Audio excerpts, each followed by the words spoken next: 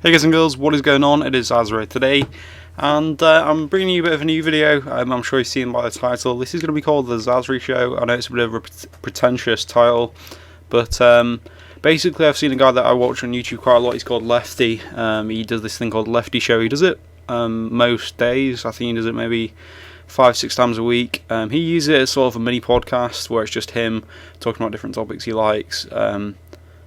Obviously I don't have as much free time as he does YouTube full time.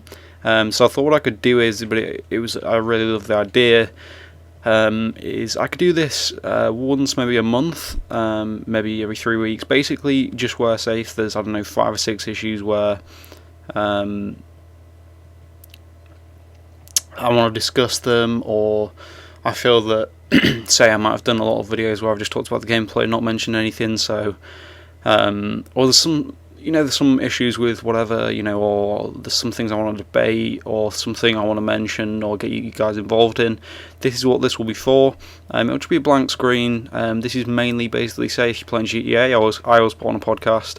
When I'm playing FIFA, I put on a podcast. It's going to be this sort of thing, but more aimed at just like my subscribers. I'm not really aiming this at attracting new viewers. I don't think the views will do too well on this, but I know that I will enjoy making it, as I can just talk about things rather than having to address them in comments all the time. And I know that the people that watch this will be like the sort of true subscribers that watch pretty much every video and really interact, really listen to what I've got to say, and I can get a good dialogue going with those sort of top tier subscribers, I guess you could say. So I mean, it's not something you can sit and watch like a FIFA video, it's more something you can sit and listen to and just put on in the background whilst you do something else, and hear me ramble on about different stuff. So that's the title.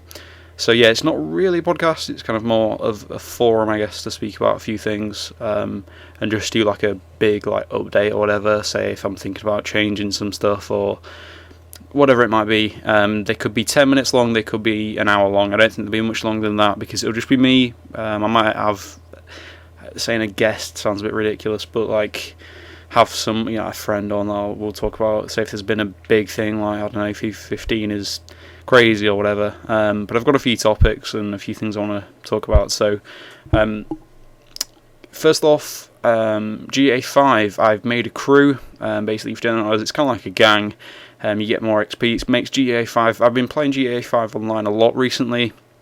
I never really played it. I played the single player loads, and I was like, okay, everyone plays it. Let's go. Let's see what it's about. FIFA was getting a bit old for me at the time, and I am loving it. It's so fun doing the races. I've done almost every single one.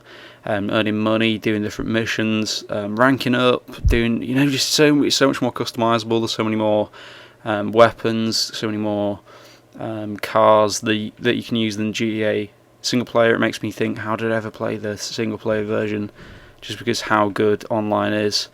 But yeah, I've made a crew. It's called the Zazzri family. I know that's, again, it's a stupid title, but people have all sorts of weird names on it. I was thinking family because obviously you have crime families, so if it's I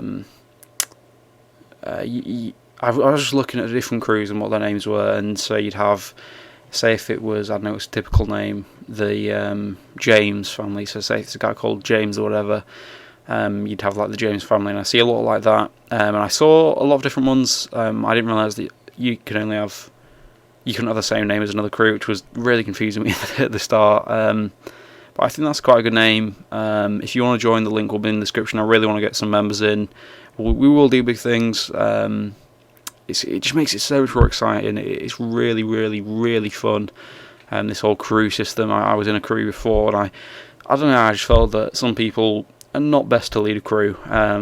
When I say crew, it sounds so weird, but you know what I mean. On FIFA, on GTA, they take it too seriously, or they don't take it seriously enough, and it just, they don't know where the line is of where it's oh, it's a game, or where they're just oh, I don't really care, and then that makes it well, what's the point being in the crew? I thought I'd make my own, have a go at it, have some fun. If you guys want to join, just let me know, and obviously my gaming tag that I use more frequently is the Zacano. That's why it says that's who set it up, but it is me, it is Zazzri that set it up. So if you want to join that, there'll be a link in the description to it, and yeah, we'll have some fun with that. We'll try and do the crews and work our way up. So that is that. Okay, so that's that thing I wanted to mention. Moving on, we've got the World Cup, and firstly I'll mention England. So this will probably go up either Wednesday or Thursday, and I'm recording it on Tuesday night, so you know sort of where I am and what games have been, and why I'm discussing certain things. So like with the World Cup, if this gets uploaded on Thursday, obviously there'll be different games that happen, and I'll probably upload this before the England game. If it gets uploaded on Thursday, or definitely be uploaded on Wednesday, it'll obviously be before the England game if it's uploaded then. But so England versus Italy. I thought that England played pretty well. We sort of faded though a little bit. Like we were getting through and getting good chances, then all of a sudden we just sort of, I don't know, we just like not ran out of steam, but it just wasn't going as well. I felt we deserved the win out of the game, just because we played better football than them. They really did play boring football, but at the end of the day they got 3 points, and that's what matters. That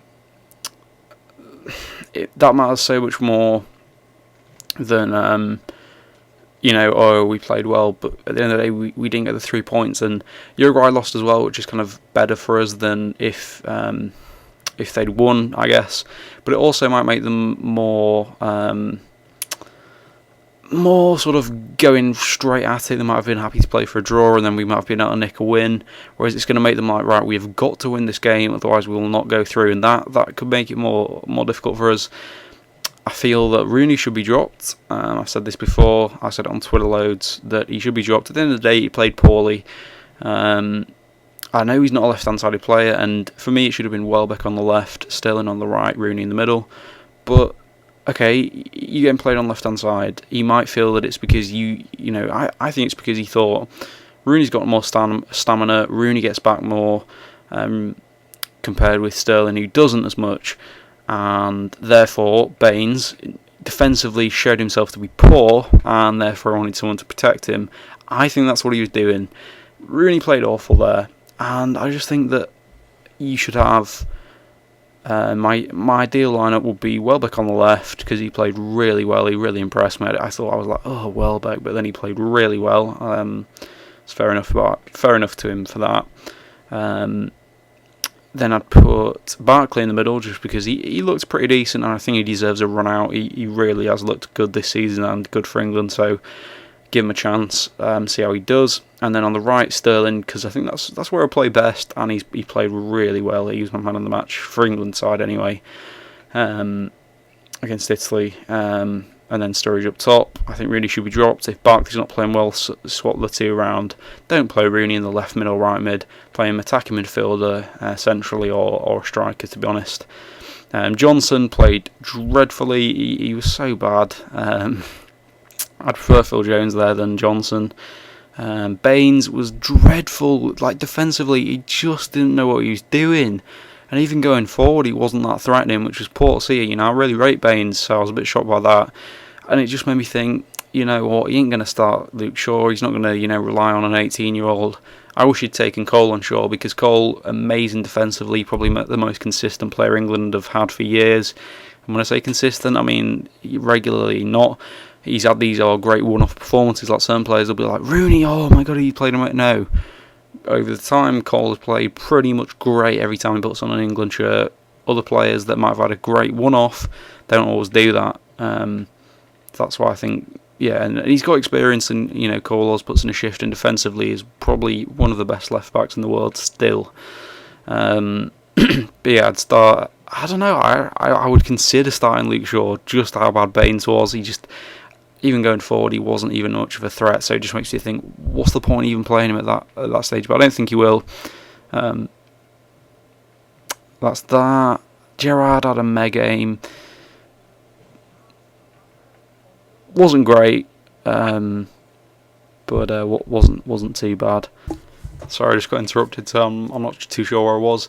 Midfield-wise, I'd start Jack Wilshere, just because I would start Henderson and Wilshere. I think Henderson's tall, big player that you need in midfield, and Wilshere will be someone that can bomb forward. So you look at Fernandinho and Torre bombs forward, Fernandinho just holds there. I think we should have Henderson just holding there, and Wilshere being allowed to bomb forward. I think that would be a nice way to do it. I don't think Hodgson will do that. I think he'll stick to Gerrard, just because He seems to love him too much, which really annoys me. But anyway, the World Cup in general, if I'm going to put a prediction now, probably someone like Germany, Argentina to win it. The main reason I'm getting at that is that I think it's not going to be Brazil that wins it. I think they'll bottle it on the big stage. I don't think they've got the talent all over the pitch. Great team, but strike-wise, I thought Fred might get top scorer just because he scores so many times for Brazil, but he's been quite poor. Brazil didn't play great against Croatia, and I feel that against a top team like Germany, they might get beaten. I don't feel Spain will win it. They really got shown up against Netherlands. I don't think they'll win it though. I don't think Netherlands have got enough strength and depth so that if Robben or Van Persie aren't playing well, that they'll still do well. I feel that they rely on them too much. England, I honestly don't think they have a chance realistically. Italy, they could be in for a shout in the semis, but don't think they'll get further than that. France, maybe. They've got a good squad, but they have performed very poorly recently. So I think, maybe not them. And then other than that, there's no one else that I think could really make a big challenge. So I'm putting my money on Germany or Argentina. Going to sit on the fence.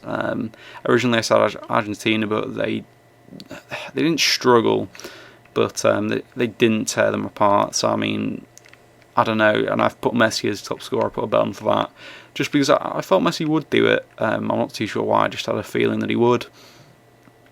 But yeah, the World Cup's been very exciting so far. So many goals. The Pepe thing was ridiculous. The fact that he headbutted someone. Ugh, he's such an idiot. I hate him so much. And the Spain result was so shocking. At first I looked at that and I was like, Spain will dominate. Their defence is good. They've now got Diego Costa. They're going to score. And for the first half, other than the last sort of minute or two, they looked great. And I was like, yep, Spain are getting into the groove. They'll come out the second half and dominate. They got battered. Robert and Van Persie just looked really good. I was really impressed with them too. But I just don't think that they'll take Holland all the way.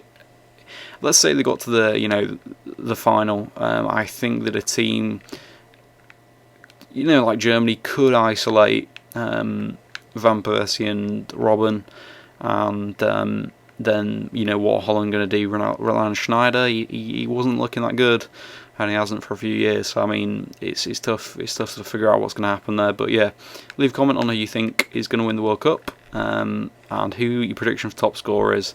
Prediction for top scorer for me, Lionel Messi, and my prediction for winner, Germany Argentina. If I had to pick, I think I'll go with just Argentina. I picked them at the start. I just watched Germany play and they played really well. So I mean, that's the reason that I've added them in there now. I just thought with some of the injuries that they've got, such as Royce, who would have been an amazing player for them, that I was like, okay, they're not going to do it. But fair enough to them. They've actually played pretty well, so they might have been with a shout. But yeah, leave prediction, top goal scorer, and a team that you think will win it. So yeah, as I said, I've got a few things that I wanted to discuss. Moving on, next-gen console. So a lot of people ask me, are you getting a next-gen console? And the reason is, right, I look at it like this, okay? I've got a few options. I can either learn to drive, because my birthday's in July. If you don't know, I'm almost able to learn to drive at the minute, like a month away today, I think. Alright, I can either learn to drive and spend some of the money that I've saved up from working on that, or I can spend it on an Xbox One that will last me, 10 years at most. Driving will last me all life. That's the way it's been put to me, and I'm starting to lean up to that. Saying that, FIFA 15 when it comes out, which will be our next topic to talk about, I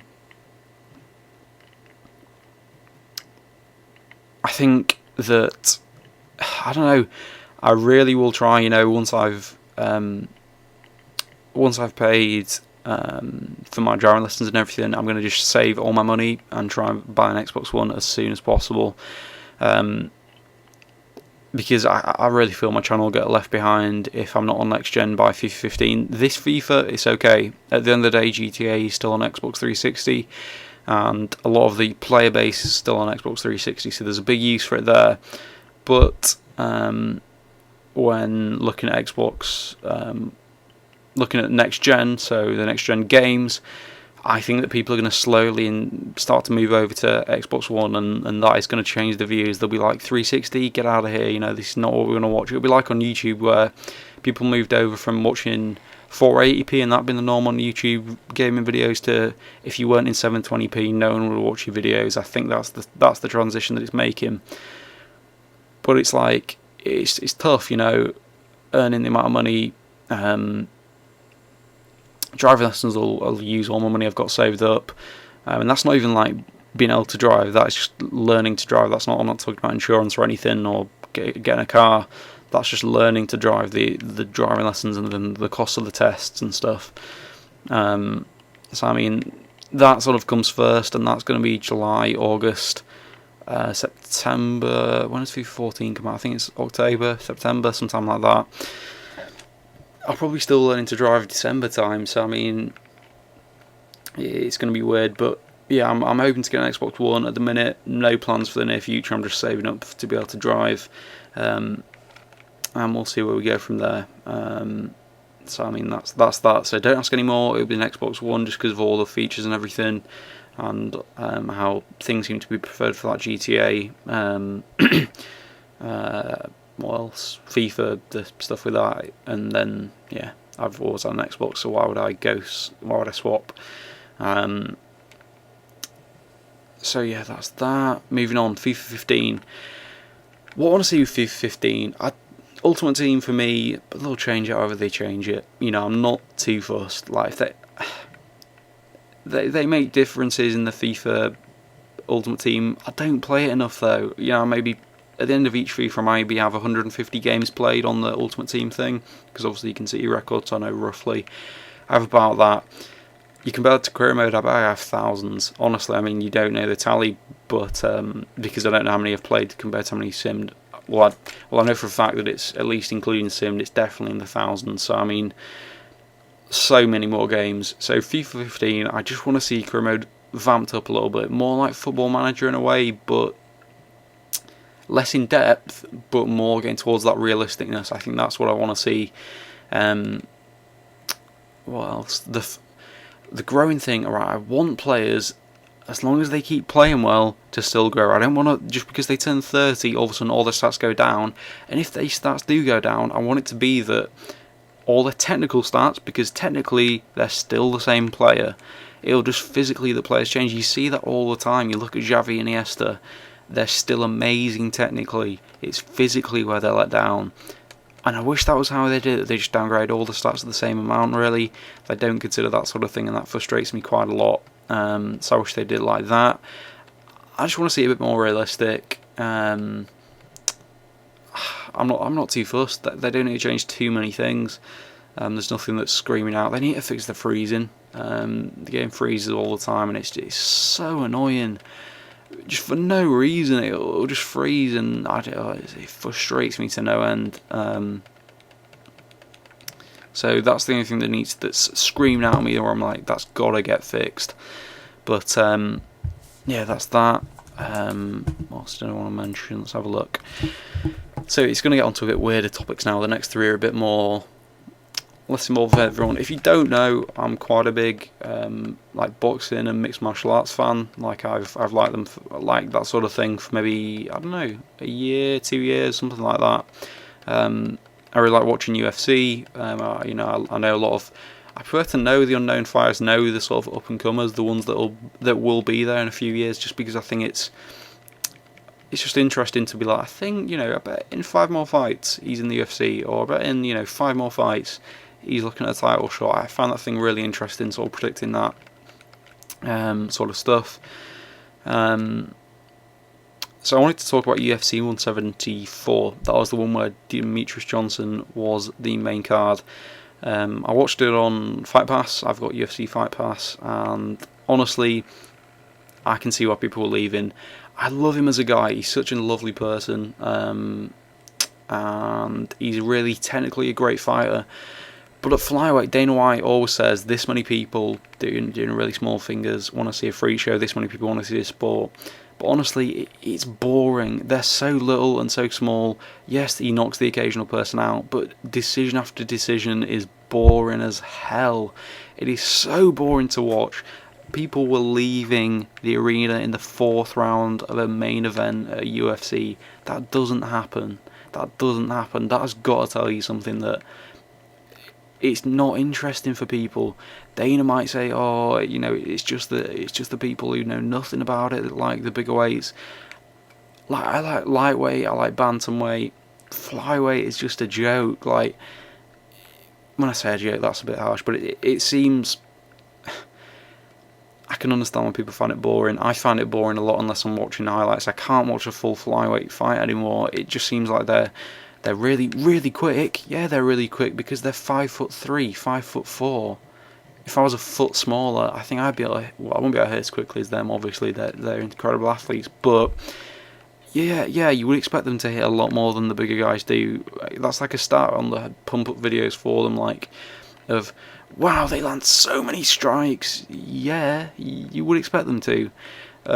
All the smaller weight classes, you tend to see a smaller buy rate, and that's just because less people find it interesting. And Dana always goes on about, if you're in like the big classes, you don't know anything. No, you just prefer the bigger weight classes because they're more exciting fights. They're those are the ones that tend to end quicker. And when I say bigger, I'm talking like lightweight and above. I'm not talking heavyweights. I find Jose Aldo exciting to watch. I find Edgar exciting to watch. Those sort of people, I do find them exciting. I'm not someone that's just like, Cain Velasquez, I love you, Brock Lesnar. Oh, no, like... But flyweights are just not 125 pounds. It's not even the weight that bothers me. I'm not bothered. If they were exciting to watch, I wouldn't care. But they're just not. And if anyone's interested in that sort of thing, let me know what you thought about people walking out early. What you think about the flyweight situation? Should they? I think that I agree with this, that they should either be on Just FX, the fight night shows, or should just be co-main events. They can't be just the main events. It's not as interesting, people aren't as bothered, people were leaving the arena, it was that boring of a fight. Leave your comment about that. Moving on, I want to talk about summer signings, specifically Chelsea and a few other teams. I've been doing my transfer talk series, which I'm really enjoying. That's another one where it's like, I want to get away from regular FIFA at this point. I'm not saying I want to stop doing it, I just want to do it a little bit less. We're getting to that point in the year where it's June, you've seen a lot of the same old things. I'm going to start a new career mode soon. I think I'm going to do a third season with Dortmund, and then I'll start a new career mode. I just think that I've already started it. And the team, looking at the signings, looking at the team, it's got a lot of potential, so why not try and win the Champions League? And then we'll move on to a new one. I think giving it 3 seasons is fair, so I think I'll do that, and then move on to Monaco. But my transfer talk series is just one that I really enjoy. I get to speak about real life football, discuss it with you guys, and sort of get my thoughts and opinions out there on teams, because on Twitter you don't get to rant enough, and I like to talk about football, and it gives me a great option to do that. So far I've done Man United and Chelsea. I'm sticking to Premier League teams right now. I will move on to other leagues. I'm just doing the ones that I know best first. I think I'm going to do Liverpool next, then Arsenal. I'm not going to do Manchester City because I said to a guy in the comments, look, Manchester City are so good, I would basically say sign a centre-back, maybe sign a left-back. That is it. You don't need anyone else. You don't need a striker. You don't need a midfielder. You barely need a left-back. Kolarov plays really well. Clichy, he's pretty good. And with the financial regulation stuff, it's going to be tough for you to sign anyone else other than, centre-back. So, I know they've signed Sagna, but other than those, a centre-back possibly, and Sagna, I don't think they'll really sign anyone else. But yeah, it's a really good series. So, looking at the Chelsea stuff, I'm really happy with the Fabregas signing. I think it's incredible. Such a good player. Honestly, I'll be open, I didn't like him when he was at Arsenal. It was like this thing of him being good, not being cocky, but kind of been like, he's one of those players that's a bit, cocky. Moving on, Diego Costa, really, I don't know, it was like all over Twitter we've signed him, and then now it seems like, Chelsea are stalling talks, whatever. I don't know if we have or not. I get the impression we have, but I'm not sure. If we have, Chelsea fans, we will love him. All the fans will hate him. He's kind of dirty, but he's not. He's not like a Suarez dirty. He's more like, you kick me, I'll kick you back harder sort of person. He's not someone that like dives all the time. Like, he'll get you back for what you've done, but he's not like a racist diving cheater like Suarez. He's not that sort of player. But he's a really talented footballer, and he's someone that other players won't want to mess with, and that's why other fans will hate him and will love him. So I think he would be a great signing for us if it is true. Felipe Luis, Atletico's left back, I'll be really excited about if that is confirmed. We need left back, and he's a really good option for us.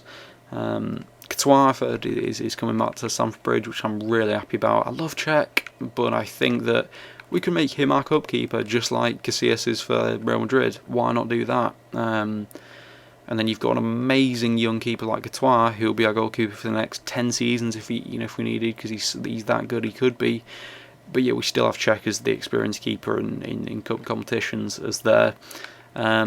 Zuma, hopefully he'll play a bigger role. Atsu, I've seen him play in the World Cup, an amazing young player.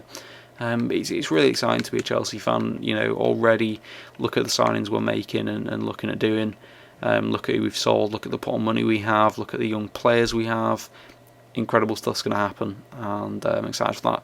Summer in school, if you're wondering, I've got about 5 weeks left at school, then I break up for summer. I had about 3 weeks off school after my exams, where basically they sort of gave us that off. The thing was, though, some people still did have exams, but a lot of people did finish early, and the reason they didn't have lessons is because partly the rest of them wanted to focus on their other subjects, but a lot of people finish with like a week left, and they just sort of give us it off as like, you need a bit of a break after such intense like pressure and stress and stuff. So about 5 weeks left, which I've been about like 2 days, and even though it's not boring stuff, I'm just like, getting up early and been busy at school for like 5 or 6 hours a day, 6 and a bit hours a day, because after self, in total it's like 8 hours of my day that it's kind of gone like going to and from, and then been there, and breaks and stuff.